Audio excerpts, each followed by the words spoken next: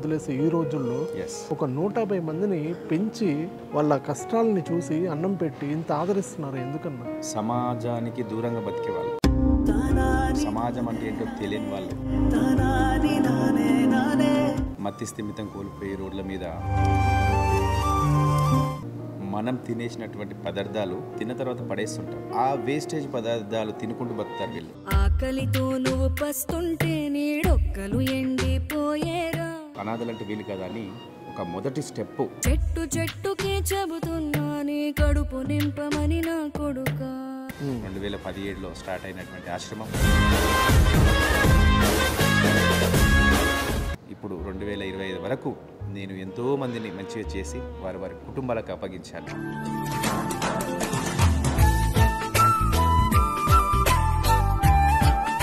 నమస్తే, welcome to it's show TV. నేను మీ సాయి. ప్రస్తుతం నేనైతే మాతృదేవోభవ ఆశ్రమం దగ్గర అయితే నేను ఉన్నాను. ప్రస్తుతం ఇక్కడ మనం చూస్తున్నాం కదా, దాదాపు 150 మంది ఉన్నారు ఇక్కడ.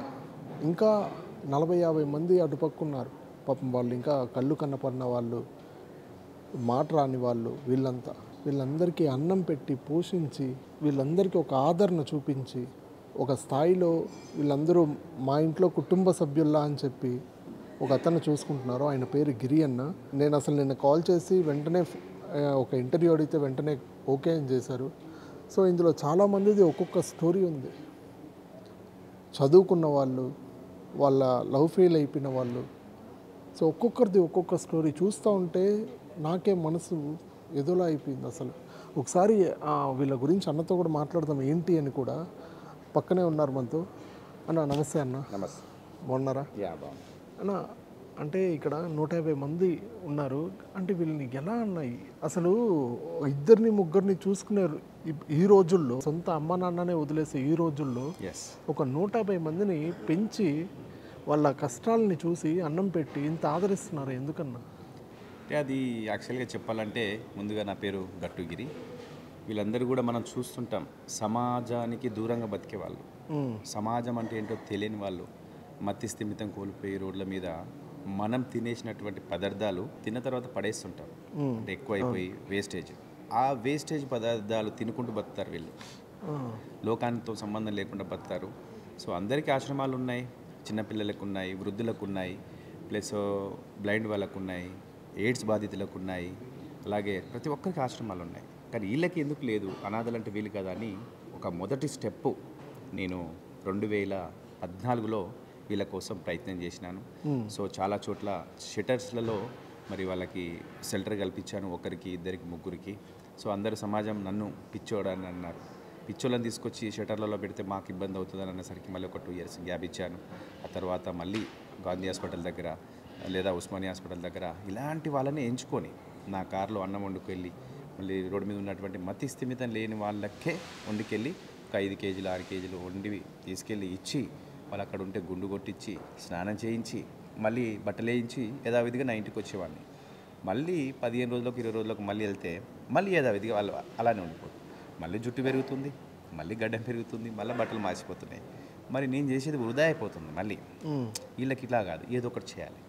ఏం చేస్తే బాగుంటుందని మళ్ళీ ఒక దగ్గర ల్యాండ్ తీసుకున్నాను.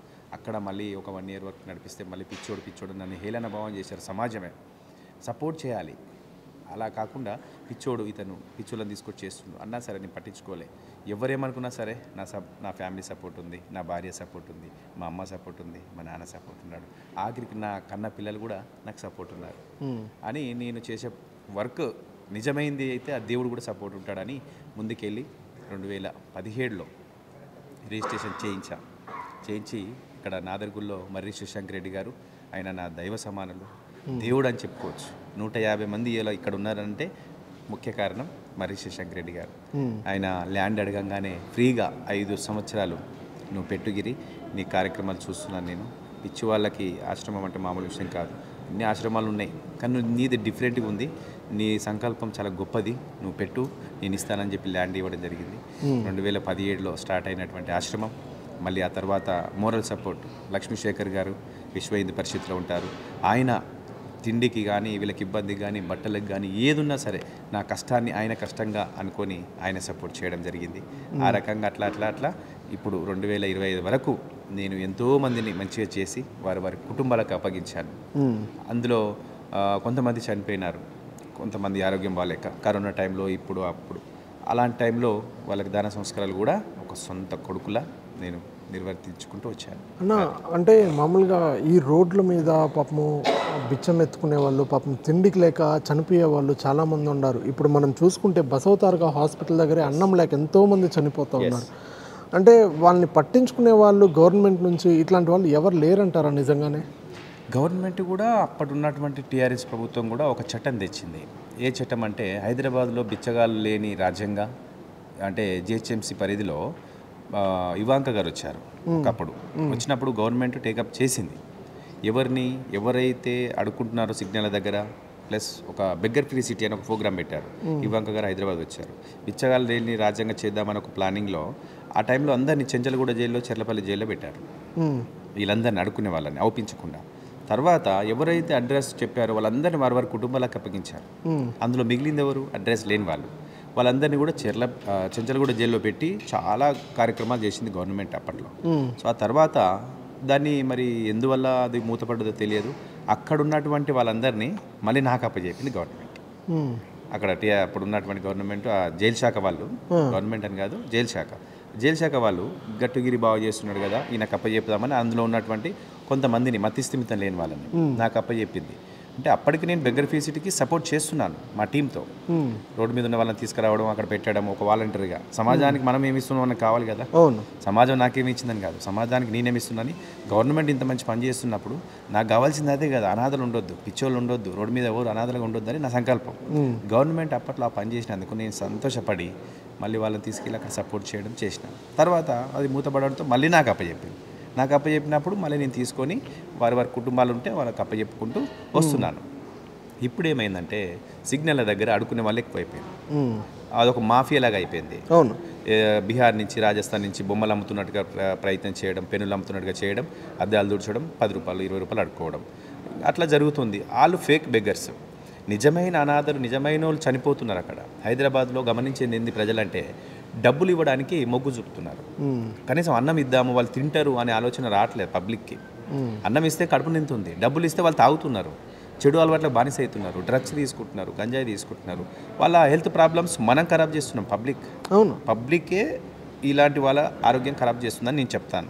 ఎందుకంటే మీకు హెల్ప్ చేయాలనుకున్నప్పుడు వాళ్ళు అడిగినప్పుడు అన్నం ఇవ్వండి, కొంచెం టైం తీసుకొని ఫుడ్ ఇవ్వండి, టిఫిన్ ఇవ్వండి, లేదా అన్నం వండుకొచ్చైనా సరే మీరు ప్యాకెట్లలో పంచండి, లేదా బెడ్షీట్లు ఇవ్వండి. వస్తు రూపేనా ఇస్తే వాళ్ళు చెడిపోరు. మనమే డబ్బులు ఇచ్చి అయ్యో నేను 100 రూపాయలు ఇస్తే ఈయన 1000 రూపాయలు ఇస్తాడు, ఇంకొక ఆయన 1000 ఇస్తే నేను 2000 ఇస్తా అని పోటీపడి అక్కడ సిగ్నల్ దగ్గర డబ్బులు ఇస్తూ ఉంటే విచ్చలవిడిగా అదొక బిజినెస్ అయిపోయింది వాళ్ళకి. దానివల్ల చెడు అలవాట్లకు బానిస అయిపోయి బ్లేడ్ కొట్టడము, అది కొట్టడం, గంజాయి తాగడము, అంతా ఒక వ్యవస్థ చేంజ్ అయిపోయింది హైదరాబాద్లో. సో అలాంటి వాళ్ళని ఏరేయాలని ఒక ఆలోచన ఉంది. కానీ ఇలాంటి వాళ్ళని చూసుకోవాలి సంకల్పం నిజమైన అనాథలు వీళ్ళు కదా, వీళ్ళకి సహాయం చేయాలని ఆలోచన ఉంది. కానీ మరి హైదరాబాద్లో చాలామంది అన్నం లేక, తిండి లేక, Osmania hospital, Gandhi hospital plus అక్కడ సిటీలలో చాలామంది చనిపోతున్నారు. రోజుకు నాకు తెలిసి ఒక 5-6 మంది చచ్చిపోతున్నారు తిండి లేక. అలాంటి దుర్భరమైన జీవితం గడుపుతున్నాం మన సమాజంలో. అన్నం లేక చనిపోవడం ఏంటంటే దారుణం అన్న. అసలు నీళ్లు కూడా లేని స్థితిలో ఉన్నారు ఇప్పుడైతే. చనిపోతుంటే కూడా పబ్లిక్ బైక్ల మీద చూసుకుంటూ వెళ్తున్నారు. ఆ వీడియో తీసి నాకు పంపిస్తారు. నేను ఎక్కడో ఉంటా, నేను 150 మందిని చూస్తున్నా. వీడియో తీయడానికి నీకు టైం ఉంది, ఆయన కనీసం ఆయన పేరు ఊరు కనుక్కోవడానికి నీకు టైం లేదా? నీకు బాధ్యత లేదా? నువ్వెందుకు గమనించు? చాలామంది అలానే వీడియోలు తీసి నాకు పంపించడం, లేదా అలా సోషల్ మీడియాలో పెట్టుకోవడం. అయ్యో ఈయన ఇక్కడ చనిపోతున్నాడు కాపాడండి అంటే ఎవరు కాపాడేది? నేను ఇక్కడ లేను కదా, నేను ఒక్కనే ఉన్నానా సమాజంలో? నాకు వీలున్నంత వరకు నేను నా సమాజం కోసం నా చుట్టుపక్కల నేను ప్రయత్నం చేస్తున్నాను. మరి నీ చుట్టుపక్కల నీ దగ్గర సెల్ ఉంది, నీ దగ్గర మొబైల్ ఉంది, వీడియోలు తీసుకోవడం టైం ఉంది, కనీసం ఆయనని లేపి కూర్చోబెట్టి కొన్ని వాటర్ తాగిపించలేవా? కొంచెం ఫుడ్ ఇవ్వలేవా? ఆయన ప్రాణాలు కాపాడడానికి నీకు ఆ ఛాన్స్ ఉంది అక్కడ. కానీ వీడియోలు తీసుకుంటూ సోషల్ మీడియా పెట్టుకొని మనం ఎంజాయ్ చేయడం, ఫాలోవర్స్ పెరగడము, ఆ లైక్ కొట్టడము, ఆ షేర్ చేయడం ఒకటే నేర్చుకున్నారు పబ్లిక్. అదొక ఆనందం అనుకుంటున్నారు అందరూ. పైచాచిక ఆనందం అంటే దాన్ని అంటారు. సహాయం చేయి కదా, సహాయం చేసుకుంటే ఓకే ఒప్పుకుంటాను నేను. సహాయం చేయకుండా వీడియో తీయడం అనేది తప్పు. ఎందుకంటే నువ్వు చేసినటువంటి సహాయం వీడియో తీసుకుంటూ పెడితే నీలాగా 100 మంది తయారవుతారు. అది ఓకే, సహాయం చేసుకుంటూ పెట్టు, నేను ఇలా చేశాను, మీ కళ్ళ ముందు ఇలా జరిగినప్పుడు మీరు కూడా చేయండి అని సందేశం ఇవ్వు. కానీ అలా ఇవ్వకుండా ఇలా చనిపోతున్నాడు చూస్తున్నా, మనం ప్రాణం పోతుంది ఇప్పుడు చూడండి, నీళ్ళు ఓడి ఇచ్చేవాళ్ళు లేదంటే నువ్వేం చేస్తున్నావు, మూర్ఖునివి కదా నువ్వు కూడా అని నాకు అనిపిస్తుంది. అందుకనే ప్రజలు కూడా కొంచెం జ్ఞానోదయం పెంచుకొని అలాంటి పరిస్థితిలో ఉన్న వాళ్ళకి తోచిన సహాయం చేయండి అని చెప్తాను. ఈరోజు నేను నా బాధ్యతగా సమాజం నాకేమిచ్చిందని కాదు, నేనేమిస్తున్నాను ఆలోచనతోటి 150 మంది నా దగ్గర ఉన్నారు. నేను నెలలో ఒక 2-3 తీసుకొచ్చి వాళ్ళ ఇంటికి అప్పచెప్తున్నా. 1000 మందిని సాధారణ ఉంది, కానీ నేను సాధలేకపోతున్నా. ప్లేస్ లేదు, ఫుడ్ పర్పస్ ఇబ్బంది, ఇక్కడ ఉన్నటువంటి షెల్టర్ 150 మందికే. మరి నేను ఎక్కువ మందిని తెచ్చిపెడితే వీళ్ళకి ఏమైనా వైరల్ ఫీవర్స్ వచ్చి ఏమైనా జరిగిందనుకో గవర్నమెంట్ నుంచి మళ్ళీ నాకు ఇబ్బంది. అందుకని 150 మంది రోజు ఒక 20 ఫోన్లు వస్తాయి, అన్న ఇక్కడ ఉన్నట్టు తీసుకెళ్ళండి, అన్న అక్కడ ఉన్నట్టు తీసుకెళ్ళండి. నేను తీసుకొచ్చి ఎక్కడ పెట్టుకోను, నాకు ఇల్లా లేదు. ఇక్కడ ఆశ్రమంలో 150 మందికి పరిమితం, గవర్నమెంట్ రూల్స్ ఉంటాయి. మితిమీరి కూడా సేవ చేస్తే ఈ రోజుల్లో తప్పైపోతుంది. ఎంత చేయాలో అంతే చేయాలి. గవర్నమెంట్ రూల్స్ పాటించాలి, పోలీసు వాళ్ళ ఆలోచన విధానం అవి ఇట్లా కాదు ఇట్లా చేసుకోమంటారు, అవన్నీ పాటించుకుంటూ సమాజంలో నేను ముందుకు వెళ్తున్నాను. కానీ మన బాధ్యత, పబ్లిక్ బాధ్యత, ఇలాంటి వాళ్ళు కనిపించినప్పుడు సహాయం చేయమని చెప్తున్నాను. ఒక్కసారి వాళ్ళ అడ్రస్ కనుక్కోండి, వాళ్ళ ఊరి పేరు కనుక్కోండి, చిన్న వాళ్ళ ఫోన్ నెంబర్ కూడా చెప్తారు. మనం టైం కేటాయిస్తే, మీకు టైం ఏడ కేటాయిస్తున్నారంటే వీడియోలు తీయడం వల్లనే మీ టైం వెళ్ళిపోతుంది. మళ్ళీ డ్యూటీకి వెళ్ళాలి, నువ్వు ఆ వీడియోలు తీసుకొని డ్యూటీకి వెళ్ళాలి, అంతలోపు ఎడిటింగ్ చేసుకోవాలి, దాన్ని మళ్ళీ పోస్ట్ చేసుకోవాలి, నువ్వు అవన్నీ చేసుకొని మళ్ళీ ఎన్ని లైక్లు వచ్చినా ఎన్ని షేర్లు వచ్చినా చూసుకోవాలి.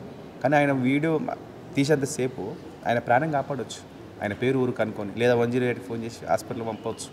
లేదా నీకు అంత నచ్చితే మనసుకి సేవ చేయాలని ఉంటే నీ మనసులో ఒక టిఫినో లేదా పాలో ఇంత ఛాయ్నో తీసుకొచ్చి ఆయన తాపించవచ్చు. అలాంటి పరిస్థితుల్లో చాలామంది చనిపోతున్నారని చెప్తాను నేను హైదరాబాద్. రైట్ అన్న, ఏంటన్నా అన్నది పరిస్థితి? ఈ పెద్ద అయినా కూడా మనం తీసుకొచ్చి ఒక 1.5 year అవుతుంది. పిల్లలు ఉన్నారు, ప్లస్ భార్య ఉంది. నేను ఒక పని కోసం నన్ను ఒక ఆయన హైదరాబాద్కి తీసుకొచ్చి అక్కడ రోడ్ మీద వదిలిపెట్టేసిండు. నేను పని చేసుకుందామని వస్తే ఈరోజు నన్ను ఇక్కడ చేసిరని చెప్పి చెప్తున్నాను. కానీ పర్టికులర్గా పలానా ఏరియా అని చెప్పట్లేదు. ఒక తండ్రిలాగా ఉన్నాడు, బస్ స్టాప్లో కూర్చున్నాడు. ఎవరైతే తీసుకొచ్చిన వ్యక్తి ఉన్నాడో నన్ను తీసుకెళ్తాడయ్యా, నన్ను తీసుకెళ్ళకండి అని చెప్పేసి అక్కడే బస్ స్టాప్లో కూర్చున్నాడు. సరే నిజం ఉండొచ్చులే అనుకున్నా. మళ్ళీ తెల్లారి వెళ్ళిన అదే రూట్లో వెళ్తుంటాను నేను. మళ్ళీ చూస్తే మళ్ళీ అక్కడే ఉన్నాడు. ఏంది పెద్ద అంటే, లేదు వస్తాడు అన్నాడు. అసలు నువ్వు ఎన్ని రోజులు అవుతుంది ఇక్కడ కూర్చోని అని నేను అడిగితే, నెల అవుతుంది నేను ఇక్కడ కూర్చోబడ్డా అని చెప్తున్నాడు. ఎలాంటి దుర్భరమైన జీవితం గడిపాడు అక్కడ. తిండి తిన్నావంటే లేదా ఎవరో ఒకరు వచ్చి 2 రోజులకు ఒకసారి ఇచ్చిపోతారు తింటా, కానీ మా సేటు వస్తాడు నన్ను తీసుకుపోతాడు అనే ఆలోచనలో ఉన్నాడు ఆ పెద్ద ఆయన. నువ్వు అది ఎట్టనైనా సరే నేను పని ఇస్తుందా అని చెప్పి నేను తీసుకొచ్చిన తర్వాత పలానా ఊరు పలానా మండలం అని చెప్తున్నాడు. మేము ఐడెంటిఫై చేస్తున్నాము, త్వరలో ఆయన కుటుంబానికి చేరుకుంటాడని అనుకుంటున్నాము. కానీ ఆయన చూడండి ఏడుస్తున్నాడు. పిల్లలు భార్య అందరుండి కూడా ఈరోజు అనాథగా కానీ ఉన్నారని చెప్తున్నాడు. అది ఎంతవరకు నిజం అనేది మనకు తెలియదు. ఒకసారి వాళ్ళ కుటుంబాన్ని కూడా నేను కలిపే ప్రయత్నం చేస్తుంటా. ఏమైంది, ఎందుకు ఏడుస్తున్నావే?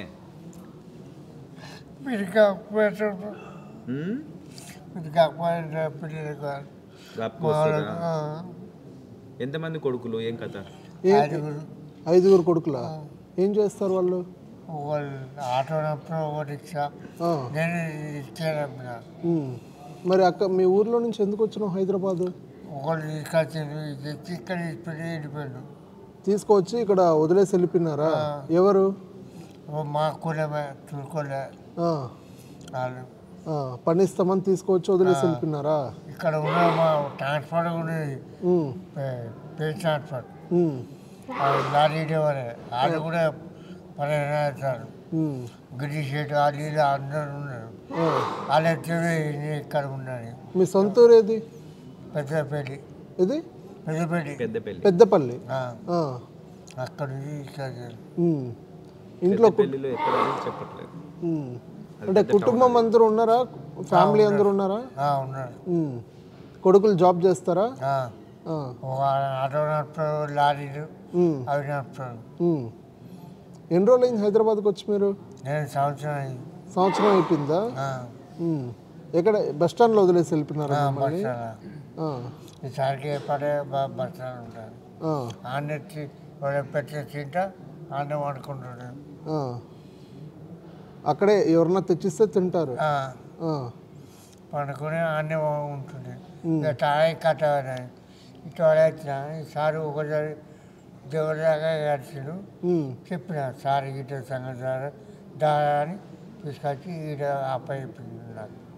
ఈయన ఉంటాడు సార్ కూడా చూస్తారు రోజు మంది ఇస్తారు. మిమ్మల్ని రోజు బాగా చూసుకుంటున్నారా సారు?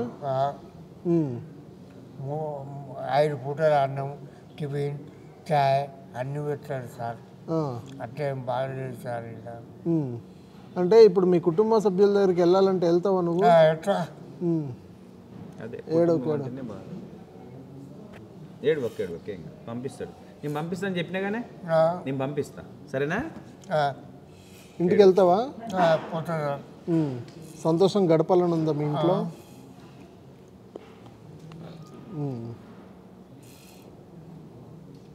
అలా రిక్షా ఆపుతుండే నేను కూడా 3-5 రిక్షా ఆపుతుండే. రిక్షా నడిపి వచ్చే డబ్బులతో రోజు జీవనం సాగిస్తూ ఉండేదాన్ని. హోటల్లో కూడా పనిచేసిన. హోటల్లో పనిచేసినారా? బెడ్రూమ్ హోటల్ అని ఉండేది అక్కడ తెలిసిన పక్కగా అనే పని చేస్తుండే. మాకు తురుకులు ఆడే కదా. మీ ఊరు నుంచి నీకేం పని ఇస్తామని తీసుకొచ్చారు ఇక్కడికి? పని కానీ తీసుకొచ్చి ఇక్కడ పెట్టిపోయాడు. నువ్వెందుకు వచ్చినావు పని ఇస్తానంటే? నమ్మకం పట్టి వచ్చిన అనే మరి. ఆయన తెలుసా నీకు చిన్నప్పటి నుంచి? వెళ్ళిపోయాడు. ఇప్పుడు ఈయన వీడియోస్ కూడా మనం అన్నీ కూడా ఒక వీడియో రూపకంగా చేసి అక్కడ ఉన్నటువంటి లోకల్ పేపర్లో వేయించాను.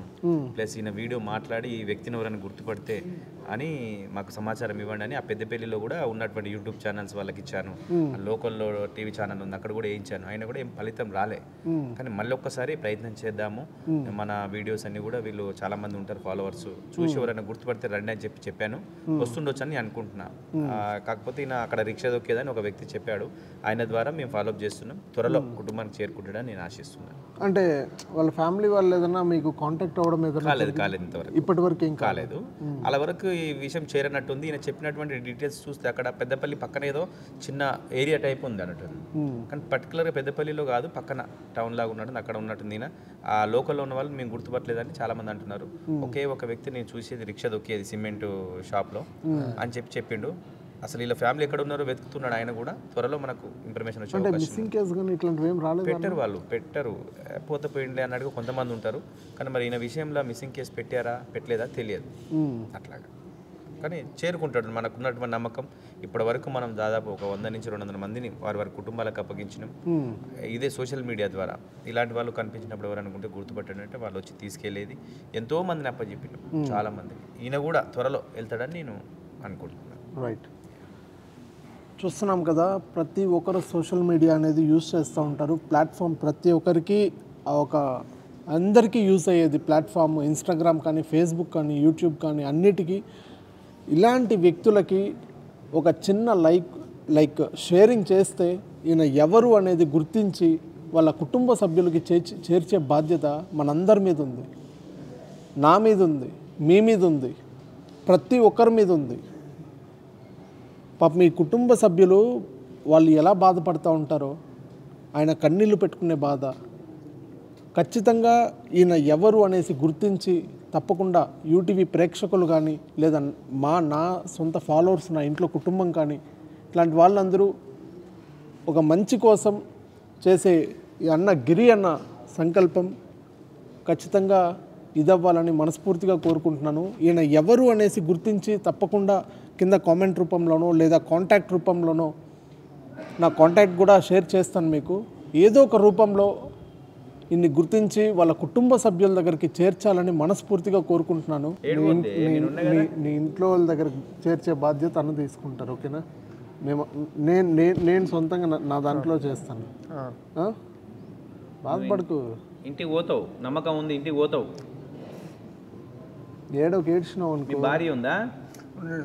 వస్తారు వాళ్ళు, నేను పంపిస్తా, సరేనా? ఏడవద్దు. ఏడిస్తే మళ్ళీ నాకు బాధ అనిపిస్తుంది. నేను ఉండగానే కొడుకుని కాదా నేను కాదా కొడుకుని? నేను కాదా? నేను ఎవరిని? అన్నెవరు?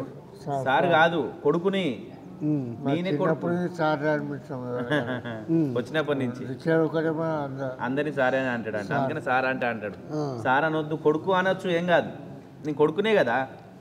నీ వయసు ఎంత పెద్ద అయినా నువ్వు నీ కింద నేను ఎంతనే అవునా కాదా నేను చిన్న పిల్లగాని కదా నీ కింద నాకు 50 ఉంటుంది సార్. 50 ఏళ్ళు ఉంటాయా? 50 ఎక్కువ ఉంటాయి 70 ఏళ్ళు ఉంటాయి నీకు 70 50 అని చెప్తా. చూసినావా దేనికి 50 అని చెప్తావు? వయసు ఎక్కువ చెప్పొద్దంట ఆ, అట్లా ఎక్కువ చెప్పొద్దు అన్నట్టు ఒక జోకులు అట్లా వేస్తారు మళ్ళా సంతోషం గడుపుతా ఉన్నారా ఇక్కడ? బాగుందా ఇక్కడ? బాగా అందరితో సంతోషంగా ఉందా? మరి ఇంకో పెళ్లి చేసుకుంటావా 50 ఏళ్ళు ఎందుకు చెప్పినావు అట్లా సార్ మరి 50 ఏళ్ళు ఎందుకు చెప్పినావు అట్లా చెప్తాను. నాకు డౌట్ వస్తుంది మరి ఇంకో పెళ్లి చేసుకుంటున్నావు నువ్వు చేసుకుంటావా మరి చూపిద్దాం ఒక అమ్మాయి ఉంది ఈడ చూసుకున్న అనుభవం అయింది నాకు. ఇప్పుడు నా ఫ్రెండ్ ఒక అమ్మాయి చేసుకుంటావా? మరి అది 50 ఏళ్ళు ఎందుకు చెప్పినావు నువ్వు చెప్పు, నాకు రీజన్ చెప్పు. అట్లా చెప్పాలనా తక్కువ చెప్పాలన్నా వయసు 50 అని చెప్తాను. ఎవరు నాకే 42 ఉన్నాయి నాకే నీకు ఎన్ని ఏళ్ళు ఉండాలి 75 ఏళ్ళు ఉన్నాయి అంటే నమ్మతలేరు పంపిస్తుంది సరేనా